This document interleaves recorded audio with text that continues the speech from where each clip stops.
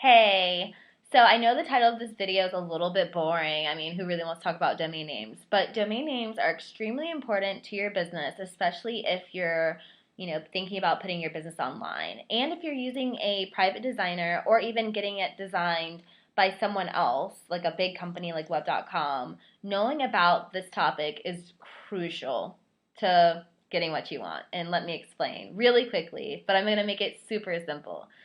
So, what's your domain name gonna be? Hopefully your business name isn't taken, but if it is, you might have to settle with something really close. In my case, my business name is ePartners Marketing. So I was lucky enough to get the domain name and that matches my business. So my domain name is ePartnersMarketing.com. So hosting, what is that? What exactly is hosting? Why do I need it? Okay, so I paid for the domain name. I make sure it's registered every year, but why do I need hosting?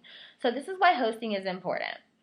So hosting is kind of like how you pay rent for your house and you have, or not for your house, but for your apartment. That's what hosting is like for a domain name. It makes it to where when you go to that domain name, so when anyone types in ePartnersMarketing.com, the website that I built in it shows up. So let's take this one more step. Now that we know what a domain name is and we know what hosting is, let's talk about domain name forwarding. So I built my website. I designed it, all the pretty pictures, text, and typography and all that. I built it in one place, but my domain name is registered and hosted with what's called name.com. That's a registrar, kind of like web.com, register.com, GoDaddy, HostGator, Bluehost. That's the registrar that I chose for my domain name, and the hosting package I chose for my domain name. So I want the site that I built to show up under ePartners Marketing because I spent so much time on it. So I want to link them two together so that no matter what someone types in, as long as they type in my domain name, that website shows up. So this is why hosting is so important. You want to make sure that hosting is in place so that you have enough data storage for the pretty website that you built with all that HTML, Java, JavaScript, CSS, blah, blah, blah, boring coding language to show up on that domain name. So I did what's called domain name forwarding.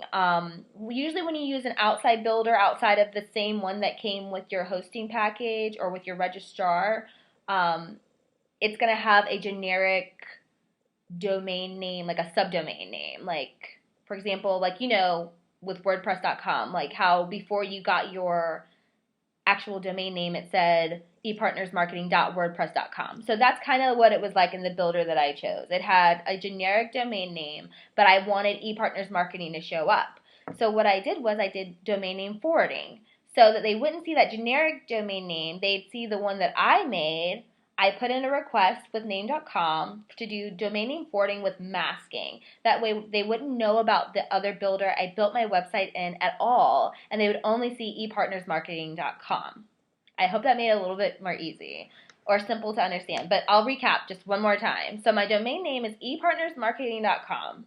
My hosting is with name.com, but my website was built outside of the name.com builders that come with it, but I did domain name forwarding so that people would only see ePartners Marketing. And sorry if my visuals suck, but I figured I'd make it simple for people. Let me know if this video was helpful. If it was, give it a thumbs up and subscribe. This is my very, very first video on this channel. So there'll be many more simple tutorials to come because I'm Erica with ePartners Marketing. I help busy business owners with marketing and design. And the reason why I made this video in the first place, if I didn't say it earlier, is that I explained this to a customer about 50 times about his domain name and he's still confused. So I hope it helps somebody. Thanks.